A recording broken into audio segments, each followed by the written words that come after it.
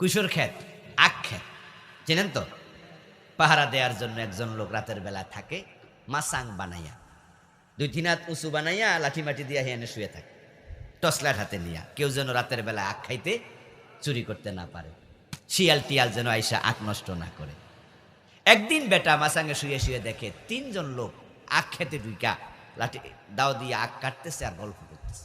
কানে আওয়াজ আসছে, মাসাং থেকে টর্চ লাইট মারলো, এই কে তোমরা?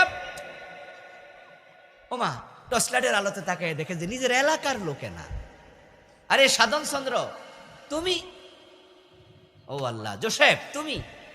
আরে আব্দুল্লাহ, তোমরা এলাকার মানুষ, আমার কুইশোর খাইবা তো রাতে আইসো কেন? দিনে আইলো তো পারো। সোরেরা এবার তো আখ কাটা বন্ধ করে দিছে।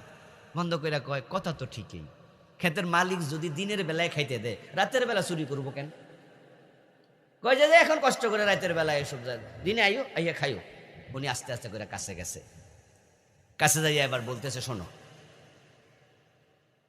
জোসেফ খাইও, তুমি খ্রিস্টান, নবী ঈসা আমাদের নবী বন্ধু, হয়তো উনিও আল্লাহর নবী, আমরাও নবী, একটু ধর্ম আলাদা, কিন্তু নবী নবী বন্ধুত্ব আছে। তুমি একজন নবীর উম্মত, আমি নবীর উম্মত, তুমি খাইও দিনের বেলা যা মন চায়, আর আব্দুল্লাহ তো আমার নিজের ধর্মের লোক, মন ভরে খাইও, কিন্তু এই বেটা সাধন চন্দ্র হিন্দু, হে খাইবো, এটা আমি মানতে পারি।